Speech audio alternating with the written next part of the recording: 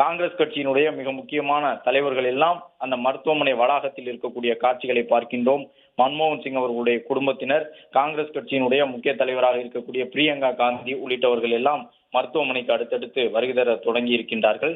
தொடர்ந்து 2 முறை 10 ஆண்டுகள் இந்தியாவினுடைய பிரதமராக இருந்தவர். இந்த ஆண்டினுடைய ஆரம்பம் வரை கூட அவர் மாநிலங்களவை உறுப்பினராக இருந்தார்.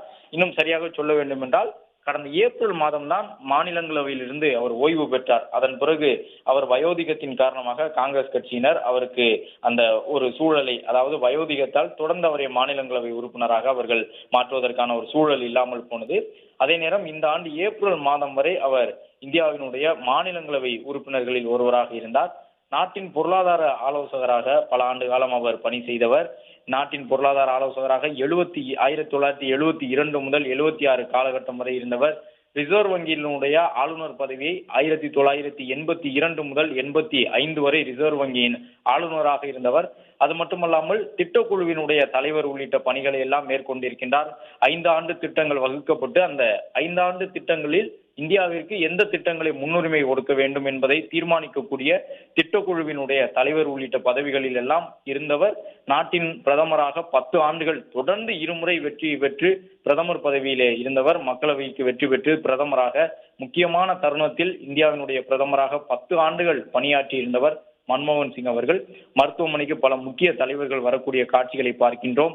அரசியல் வேறுபாடுகளுக்கு அப்பால் பட்டு குறிப்பாக பாரதிய ஜனதா கட்சியினர் கூட பாராட்டக்கூடிய ஒரு தலைவராக காங்கிரஸ் கட்சியினுடைய மூத்த தலைவராக இருந்த மன்மோகன் சிங் அவர்கள் நடந்து கொண்டார். பாஜகவினுடைய தேசிய தலைவர் ஜே.பி. நட்டா அந்த மருத்துவமனை வளாகத்திற்கு வரக்கூடிய காட்சிகளை பார்க்கின்றோம். தன்னுடைய மாநிலங்களவை உறுப்பினர் பதவியிலிருந்து கடந்த ஏப்ரல் மாதம்தான் அவர் ஓய்வு பெற்றிருந்தார். அதுவரை அவர் மாநிலங்களவை உறுப்பினராக இருந்தார்.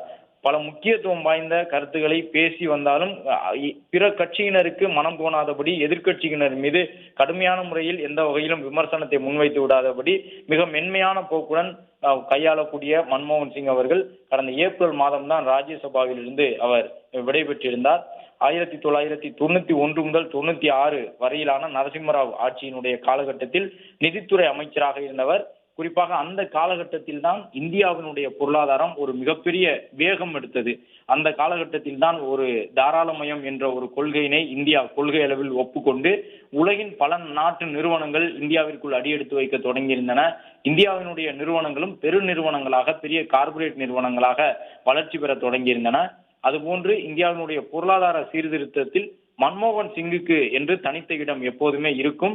அவர் பிரதமராக இருந்த காலகட்டத்திலும் துணிச்சலோடு பல நிர்வாக சீர்திருத்தங்களை, பொருளாதார கொள்கைகளை வகுத்தவர்.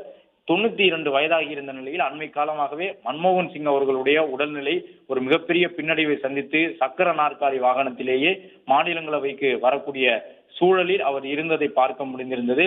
இந்த நிலையில்தான் அவர் உயிரிழந்திருப்பதை அதிகாரப்பூர்வமாக தெரிவித்திருக்கின்றார்கள் அவருடைய குடும்பத்தினர். சரியாக இன்று இரவு அவருக்கு வீட்டில் சுயநினைவை இழந்திருந்ததாகவும் அதன் தொடர்ச்சியாக மருத்துவமனைக்கு அழைத்து செல்லப்பட்டிருந்த நிலையில் தற்போது அவர் காலமாகி இருக்கின்றார்.